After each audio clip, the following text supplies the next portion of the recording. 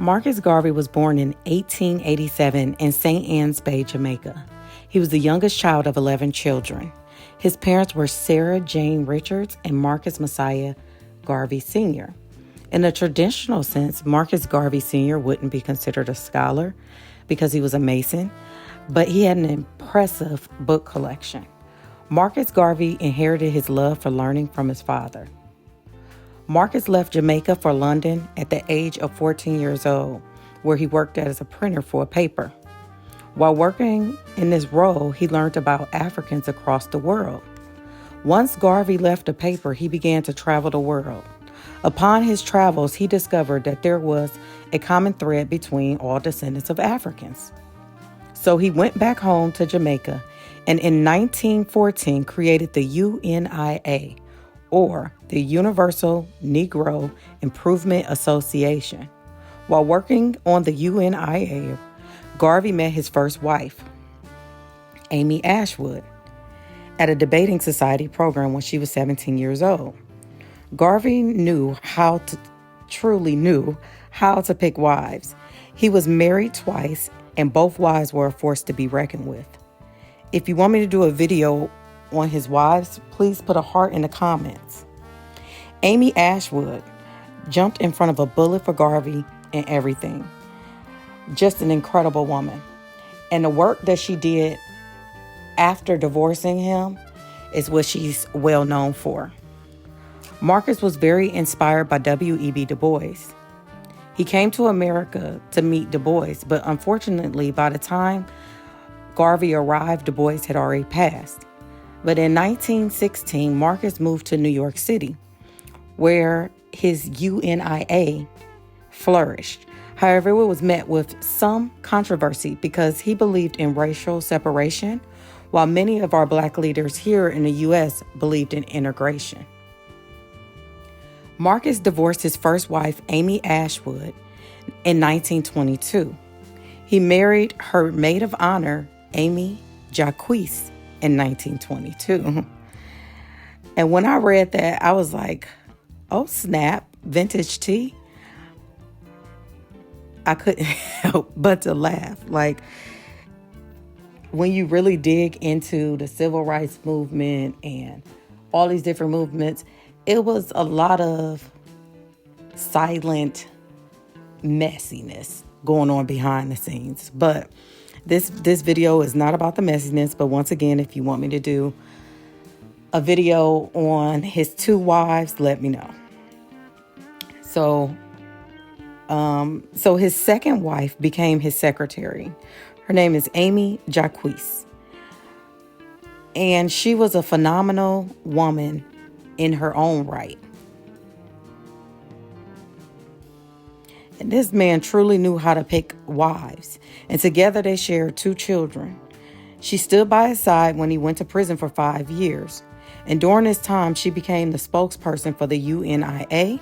She raised funds for Marcus' defense, and she published 2 volumes of his speeches and writings. She continued the mission that her husband had started. Now, in 1922, Marcus Garvey went to prison for mail fraud. When he started collecting funds from around the world, Marcus encouraged Blacks around the world to return home to Africa. In 1919, he founded the Black Star Line to provide transportation back to Africa. Of course, the United States government was afraid of this momentum Garvey had. So after 5 years in prison, they deported him back to Jamaica. Marcus Garvey is the one who promoted Black unity. He encouraged us to be proud of who we are. And that is the reason why I wanted to start our series on Marcus Garvey. The works he's done, I haven't even highlighted, but here are a few things that he's done. He is known as the father of Pan-Africanism. He believed in economic self-sufficiency. He believed in national Black nationalism. He promoted the idea of African descendants to return back home to Africa, aimed at uplifting the Black communities worldwide through business ownership and self-reliance. And some key aspects of Garvey's legacy, again, the UNIA and the African Redemption. He organized the largest mass movement of Black empowerment in the early 20th century. The Black Star Line was a shipping company intended to facilitate trade and transport between Africans and those in the African diaspora. And just from that, you could see why he was intimidating to the government. Not just the U.S. government, but a government around the world who prioritize keeping people uneducated, uninformed, and at a disadvantage. That way they're able to control the people of that land. He influenced on future movements inspired later, like Malcolm X, the National Nation of Islam, the Pan-African movement. His philosophy of self-reliance encouraged Black people to build their own businesses, communities, independent of white institutions. The U.S. government charged him with mail fraud related to the Black Star Line, which led to his imprisonment and his deportation back to Jamaica. However, President Joe Biden, on his last day of being president, gave Marcus Garvey a well-deserved pardon for all crimes that he was charged with on U.S. soil. This is a long time coming, and many of us, many generations fought for him to have this because he was unjustly accused. The only thing he was trying to do was move our people forward. The term Black is beautiful comes from Marcus Garvey.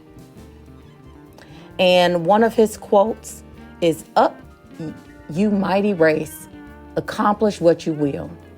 So I hope you go forward this month and throughout the rest of your life. And I hope that you will realize that you are a mighty, beautiful, strong people. And our people have accomplished a lot. Together, we are stronger. Divided, we are weaker. And once we view each other as cousins, and cousins don't always get along. I don't always get along with my cousins.